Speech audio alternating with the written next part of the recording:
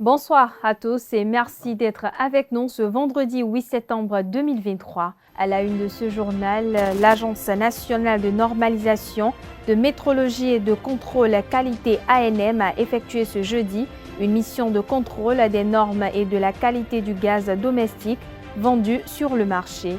Les agents de l'ANM ont appréhendé des faussaires impliqués dans la commercialisation illicite de gaz à OOD près de la frontière du Nigeria. Plus de détails dans ce journal.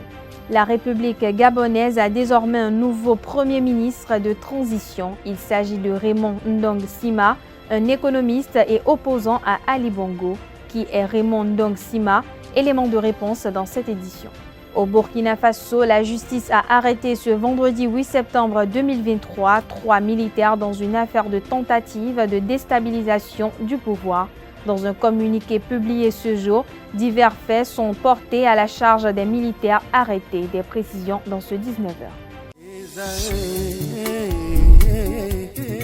L'École supérieure d'administration, d'économie, de journalisme et des métiers de l'audiovisuel ESAE offre de nouveaux challenges pour l'année universitaire 2023-2024. Étudiantes et étudiants, parents d'élèves nouveaux bacheliers, ESAE, c'est la garantie d'une formation de qualité à des conditions très avantageuses. À Gbedjromede, à Papa, à Boumekalavi et Parakou, inscrivez-vous en administration générale, administration du travail et de la sécurité sociale, trésor et finances publiques, impôts, diplomatie et relations internationales, journalisme et métiers de l'audiovisuel, gestion des marchés publics, planification et développement local, sciences économiques, sciences juridiques et toutes les filières des sciences de gestion. ESAE vous offre des bourses, demi-bourses et de réductions pour les premières inscriptions dans toutes ces filières. Waouh! En licence 1, 2 et 3 et en master, bénéficiez jusqu'à 50% de réduction sur tous nos sites. N'est-ce pas génial? Infoline. ESAE Gbedjromede, 3e rue à droite en quittant le carrefour Le Jador pour la BIBE Jéricho ou au plus 229 90 93 65 21 98 98 14 00 à Kpakpa au plus 229 52 88 33 33 à Boumekalavi au plus 229 52 88 44 44 Parakou au plus 229 52 46 12 12.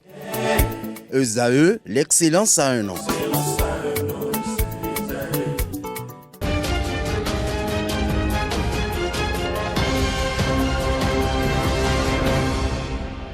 À nouveau bonsoir, ravi de vous retrouver. Le maire de la commune de Diakotomé, département du Koufo, Bruno Fanyingbe, a rendu l'âme ce vendredi 8 septembre 2023 des suites d'une maladie.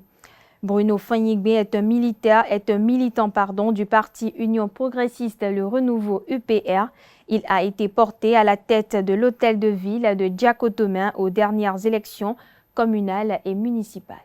L'Agence nationale de normalisation, de métrologie et du contrôle qualité ANM a effectué ce jeudi une mission de contrôle des normes de la qualité du gaz domestique vendu sur le marché. Lors du contrôle, les agents de l'ANM ont appréhendé des faussaires impliqués dans la commercialisation illicite de gaz à OOD près de la frontière du Nigeria. Ces derniers ont installé des ateliers de fortune dans lesquels ils rechargent les bouteilles de gaz en vue de les revendre sur le marché. Sans grande précaution et en plein air, ils manipulent la substance très volatile et extrêmement inflammable au mépris des précautions de sécurité, des normes et autres mesures de qualité. Interrogés sur l'origine de la qualité du gaz vendu, les faussaires ont répondu que cela provient du Nigeria, mais ils n'en maîtrisent pas pour autant la qualité. Suite au constat, l'ANM a procédé à la saisie de toutes les bouteilles rechargées ou non, ainsi que le matériel de pesée utilisé par les faussaires. Toujours dans le même registre, se procurer du gaz domestique au Bénin se révèle depuis peu un casse-tête pour la population béninoise. À la grande désolation des usagers, une pénurie se fait constater dans nos grandes villes. Le prix du gaz domestique depuis quelques jours n'est plus aligné sur les prix officiels. Interrogé sur la question, Ernest Baguidi, président de Bénin Santé et Survie du consommateur, invite les citoyens à une nouvelle alternative. Il s'exprime au micro de Nansérine Fatoumbi et Francis Farami. C'est compliqué. On pourrait dire que la seule alternative, c'est l'utilisation du bois de chauffe et du charbon. Mais ceux qui sont dans des immeubles qui ne sont pas conçus de la sorte pour disposer d'espaces où on peut manipuler le charbon de bois ou bien les bois de feu, chez ceux-là, c'est carrément plus compliqué. Quand vous allez dans les restaurants qui utilisent le gaz domestique, c'est trop compliqué pour eux. Donc, il y a que dans certains ménages, la cuisine s'est arrêtée totalement. Dans certaines activités, je prends certains labos qui utilisent le gaz domestique, cela va perturber leurs activités.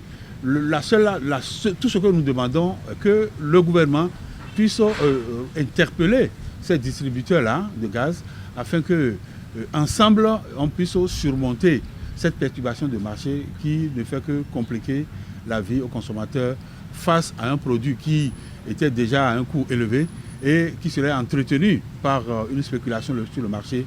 C'est insoutenable et ça peut être à la base de sources de mécontentement.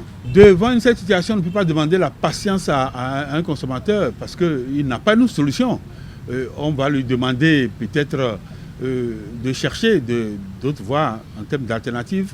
Mais nous, en tant qu'organisation de consommateurs, si les jours à venir, on n'arrive pas à trouver une lueur d'espoir, j'espère que les mesures seront prises rapidement. Il nous est revenu que diligence serait en train d'être faite. À la limite, bon, si cela n'est pas fait, nous serons obligés de demander une résiliation de contrat avec ces distributeurs en leur retournant leurs emballages et leur demander de nous rembourser. Nous espérons qu'ils ne vont pas laisser la situation évoluer jusqu'à ce niveau parce que nous sommes dans un partenariat gagnant-gagnant. Ils sont nos partenaires, nous sommes aussi leurs partenaires. Ils ont l'obligation de nous ménager, ils ont l'obligation de nous respecter et c'est tout ce que nous réclamons simplement.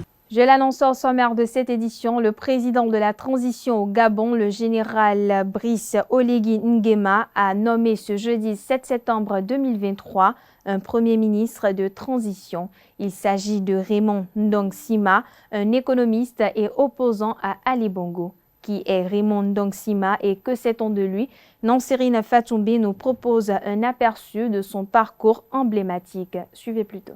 Au Gabon, le président de la transition, le général Brice Oligui Nguema, a nommé ce jeudi 7 septembre 2023 Raymond Ndong Sima comme chef du gouvernement, un économiste et opposant au président Ali Bongo, renversé par les militaires le mercredi 30 août 2023. Qui est Raymond Ndong Sima? Raymond Ndong Sima est un économiste originaire du nord du pays. Il a fait une partie de ses études en France avant de rejoindre le ministère gabonais de l'économie. Membre du parti présidentiel, le Parti démocratique gabonais, il décroche finalement un portefeuille en 2009 en devenant ministre de l'Agriculture, de l'Élevage et de la Pêche. Âgé de 68 ans, Raymond Ndong Sima avait été premier ministre d'Ali Bongo de 2012 à 2014. Son passage à ses fonctions a été marqué par l'apurement des arriérés de solde des fonctionnaires. Il est limogé en janvier 2014. Il accusait régulièrement le pouvoir d'Ali Bongo de mauvaise gouvernance jusqu'à se présenter contre le chef de l'État au présidentiel de 2016 et 2023. 2 ans plus tard, il obtient aussi un siège de député. Raymond Ndong Sima est connu pour son tempérament vif. Il n'hésitait pas à critiquer le PDG, ce qui avait entraîné une rupture en 2015, année où il est passé à l'opposition. Depuis, c'était un critique virulent du régime d'Ali Bongo. Cette année, il avait rejoint la plateforme Alternance 2023 après être présenté et avait donc retiré sa candidature pour céder la place à un candidat consensuel, Albert Ondosa. Pour rappel, le président Bongo a été renversé par un coup d'État en 2023 et remplacé à la tête de l'État par Brice Oligui Nguema, chef de la garde présidentielle d'alors. Raymond Ndong Sima quitte la coalition de l'opposition et est nommé premier ministre de la transition par le chef de l'État ce 7 septembre 2023.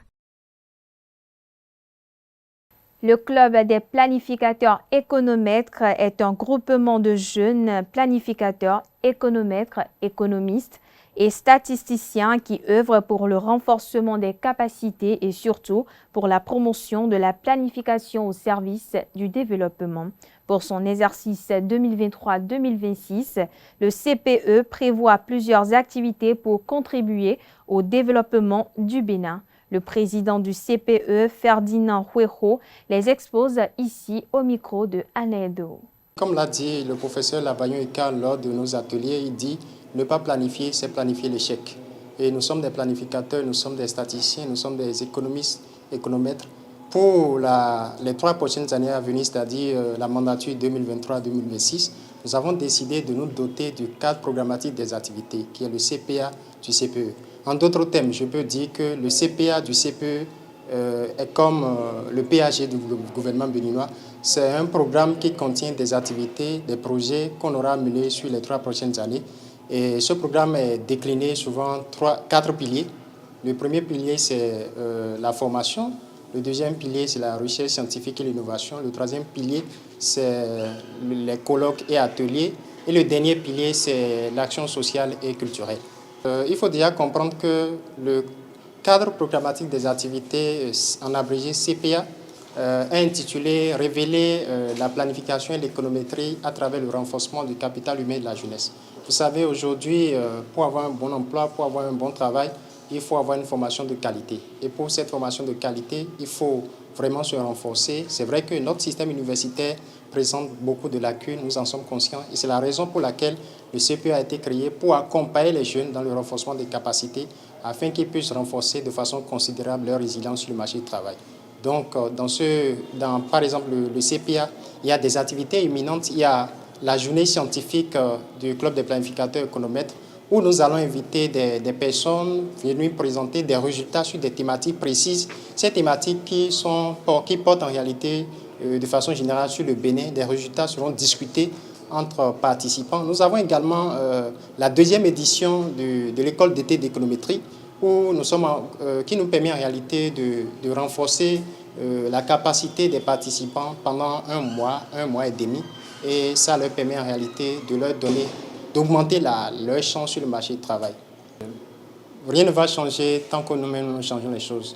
Donc je voudrais lancer un appel vibrant et vrombissant à toute la jeunesse béninoise aujourd'hui qui pense que rien ne peut se faire. Je pense qu'en 2 ans, nous avons montré que quelque chose peut se faire.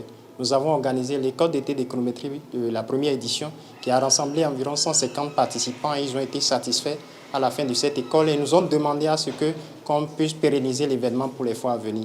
Donc nous avons beaucoup d'initiatives et nous pensons qu'aujourd'hui, on peut dire qu'il est possible aux Béninois de dire que la jeunesse est capable de se mettre ensemble pour apporter de façon considérable et significative un développement à notre pays. On parle religion à présent. Dans la religion musulmane, la dot est un droit de la femme en vertu du mariage. Cette dot peut être financière, matérielle, voire même spirituelle. Contrairement à certaines coutumes, la dot n'est nullement destinée aux parents, mais revient de plein droit à la mariée. La dot est-elle obligatoire selon les Écritures saintes? À cette question, l'imam et professeur en langue arabe El-Hadj Bassirou Lassisi nous édifie davantage. Il s'exprime au micro de Francis Farami et Nansirine Fatoumi. Il faut que nous faisions une différence entre la dot et ce que les parents prennent. Je ne sais pas si c'est les thèmes-là qui nous dérangent. Ce que nous, on reconnaît comme fondamentalement pour le mariage ici, après, parce que ce que les parents prennent, ça rentre dans le cadre de l'accord des parents. Et ceci doit être d'abord avant ce que nous allons donner à la femme. C'est la femme qui fixe ce qu'elle veut. Ce n'est pas fixé. Par exemple, maintenant, Sadak que nous payons ici ou chez nous au Bénin, nous l'avons fixé, c'est la communauté qui fixe. D'autres pays ont fixé que ça ne doit pas dépasser ceci. Je pense, selon le montant que nous faisons, c'est 50 000 francs. Ça ne doit pas dépasser 50 000 francs. Ça peut aller moins de 50 000 francs. Ce que le prophète a dit est que le mariage qui est meilleur parmi le mariage, c'est le mariage que sans Sadak, la dot là est plus petite. Mais ce que nous donnons aux parents n'est pas une dot. Si nous l'avons l'habitude de l'appeler comme ça, c'est autre chose. C'est autre chose. Ce que nous donnons aux parents, ça rentre dans l'accord. Par exemple, maintenant, comme je vous ai dit, les Yoruba, Iyale, Omale, ils vont citer plusieurs choses là. Ça là, c'est autre chose. Si toi, tu vois que ce qu'on me demande là, ça me dépasse, je ne peux pas là, tu laisses cette catégorie à la femme. Et tu vas ailleurs. Et je pense que dans la liste de ce que, par exemple, les Yoruba font, je pense que c'est même à débattre. Tu peux dire, non, moi, je n'ai pas les moyens, je donne ceci. Ça, là, ça ne doit même pas créer un problème. Seulement que ce que nous faisons, qui est tellement contraire à la loi islamique, c'est la manière dont nous annonçons le mariage. Parce qu'après, avoir réuni toutes ces 4 conditions, il faut annoncer le mariage. On l'annonce parce qu'il n'y a pas un mariage secret en islam. C'est que je me suis marié à telle fille, alors le monde quand même doit savoir que cette fille s'est déjà mariée à telle personne. Pourquoi? Pour éviter encore que quelqu'un d'autre va vers les parents et demande la main de la femme. Non, telle femme s'est déjà mariée. Après le témoin, il faut quand même l'annoncer. Et c'est cela que nous exagérons. Il faut prendre des bâches de haute qualité, il faut immoler des bœufs, il faut imprimer des cartes d'invitation, il faut appeler tel, c'est tout comme c'est devenu encore un autre commerce que nous ne commençons pas à effectuer. Et c'est ça qui n'est pas totalement bon au niveau de la loi islamique. Mais moi, j'insiste que si je veux me marier à une femme et que les parents de la femme ont dit voilà ce que tu dois nous donner avant que nous te donnons ma fille, alors c'est devenu une obligation pour toi de donner. Si vraiment que tu aimes la femme là, si que tu veux la femme. Si à moins que ce qu'on t'a demandé est contre ce que l'islam nous a dit de faire. On me demande des champagnes qui sont alcooliques, des boissons que l'islam a interdites, alors je ne peux pas donner et je laisse catégoriquement la femme si cela doit être nécessairement de cette manière. Mais au cas où ce qu'on me demande c'est une chose illicite et que c'est la condition pour eux de me donner ma femme, alors je dois le faire si j'ai besoin de cette femme.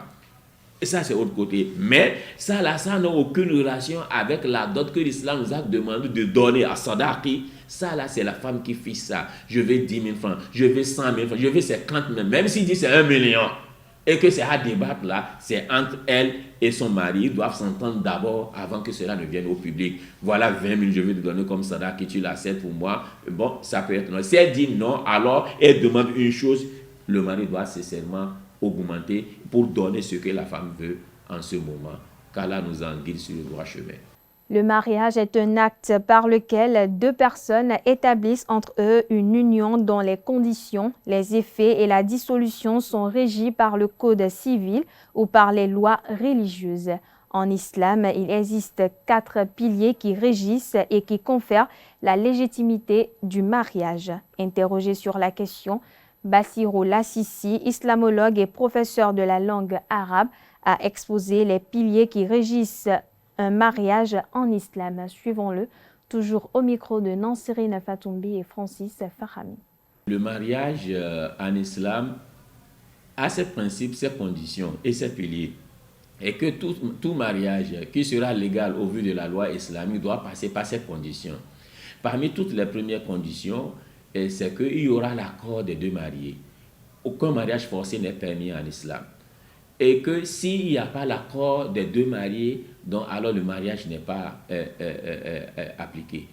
Et nous rappelons que chaque fois si on célèbre les mariages chez nous, les imams demandent pour demander est-ce que tu acceptes l'accepter, c'est juste pour voir réellement. Et si la femme n'a pas accepté, qu'elle a gardé ce sentiment en elle et pour dire au public qu'elle a accepté, tant pis pour elle, parce qu'elle a le courage. L'islam l'a donné la faveur de dire que non, je ne veux pas me marier à ce monsieur, mon papa m'a forcé de le faire, donc l'imam est tenu d'appliquer la loi islamique qui est en lui là. Mais si la femme a tenu de prendre, surtout c'est la femme qui est tellement très importante à ce niveau. Pour l'homme, bon, ce n'est pas tout.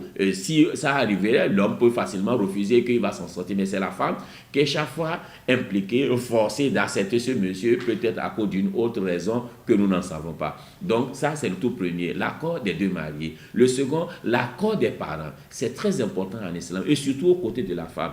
Lorsque la femme doit se marier, ses parents doivent l'accepter catégoriquement. Si les parents n'acceptent pas, c'est à la femme de chercher à convaincre ses parents d'y accepter. Ce n'est pas avec de la bagarre, ce n'est pas avec la tête, parce que l'islam ne la permet pas de se marier sans l'accord de ses parents. Et pour son bien, parce que lorsque ça vient comme ça, la femme est protégée. L'homme saura que non, j'ai pris une femme chez les gens sont derrière moi, je dois quand même rendre compte s'il y a des problèmes. Donc la femme est protégée de cette manière. Allah a voulu protéger la femme dans son foyer, c'est pourquoi il a mis l'accord de la femme, des parents pour que la femme se marie. S'il n'y a pas l'accord de ses parents, le mariage n'est pas licite, c'est pas licite. Et la troisième condition, c'est le témoignage. Il doit nécessairement avoir deux témoins pour représenter, pour dire que vraiment nous sommes témoins que telle personne se marie à telle personne aujourd'hui. Au moins 2 témoins. C'est pourquoi la majorité de ceux qui viennent assister au mariage représentent des témoins. Mais quand même, il faut choisir 2 qui vont émarger, signer que vraiment j'ai été témoin dans l'acte du mariage aujourd'hui. Donc, ça fait la troisième condition. Et la dernière, c'est la dot à sadaq, al-mahr. C'est ce que nous donnons. Et ce sadaq est totalement différent de ce que nous donnons aux parents comme ça, etc. Non, c'est pour la femme. C'est pour la femme. Et l'islam l'a demandé de manger. Fakulu ahani Maria. Il faut manger tout. Si c'est de l'argent qu'elle a demandé, c'est elle qui demande, c'est elle qui fixe. J'ai besoin de 20 000 francs. C'est pour elle. Et c'est elle qui doit en dépenser. Le papa n'a pas le droit sur ça. Ni le mari. L'islam l'a donné l'autorisation d'y en donner à son mari si elle veut. On parle sport à présent, 6e et dernière journée des éliminatoires de la Coupe d'Afrique des Nations CAN 2023. Les Guépards du Bénin jouent leur qualification à Maputo face aux Mambas du Mozambique ce samedi 9 septembre 2023. Troisième du groupe L avec 5 points à 2 longueurs de leurs adversaires. Marcel Dandinou, Steve Mounier et leurs partenaires doivent coûte que coûte arracher une victoire pour se qualifier à la phase finale en Côte d'Ivoire. Une mission compliquée mais pas impossible selon le sélectionneur Garnoro qui fait un point sur sa troupe arrivée hier soir dans la capitale mozambicaine. Bien sûr, c'est la seule chance d'aller à la Coupe d'Afrique des Nations. L'objectif, c'est la victoire. On sait que ça ne va pas être simple. Ici, il y a une bonne équipe qui joue bien au football. Nous l'avons vu, pas moi, parce que je n'y étais pas au match aller, où cette équipe a réussi à s'imposer sans aucune discussion 1-0 à Cotonou. Et elle a mérité sa victoire. Donc aujourd'hui, c'est à nous maintenant de répondre et d'essayer de gagner ce match. Après ce voyage, qui était quand même un voyage relativement aisé, vous étiez avec nous, vous avez pu voir qu'on a eu la chance d'avoir un avion direct et de ne pas faire des détours par d'autres pays africains. Donc on est arrivé dans de bonnes conditions. L'équipe s'est reposée et puis aujourd'hui on va faire le petit entraînement. Tout le monde a l'air d'être disponible. Il y avait une petite contracture pour un de mes joueurs, que c'était Kossi, mais je pense que c'est bon maintenant. On va essayer de le tester à l'entraînement. Et puis on va attaquer ce match en conquérant. Pour relever le défi, les Guépards peuvent compter sur le 12e joueur. Une délégation du Conseil national des supporters du Bénin a effectué le déplacement avec l'équipe. Ce matin, ils ont donné de la voix devant l'hôtel de la sélection nationale.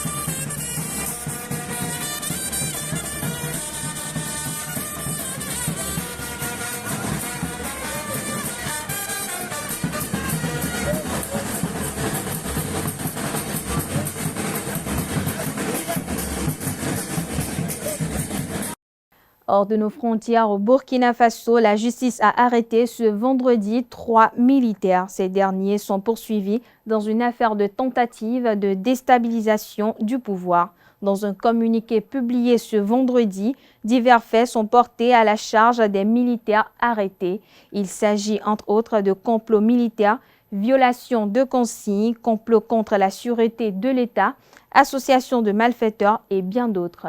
Selon le parquet militaire, les mis en cause étaient impliqués dans l'identification de points sensibles ainsi que de domiciles de certaines autorités de la transition, dont celle du président. Voilà, chers internautes, ainsi s'achève cette édition. Merci de l'avoir suivi, merci de votre fidélité. Bonne suite de programme sur ESAE TV.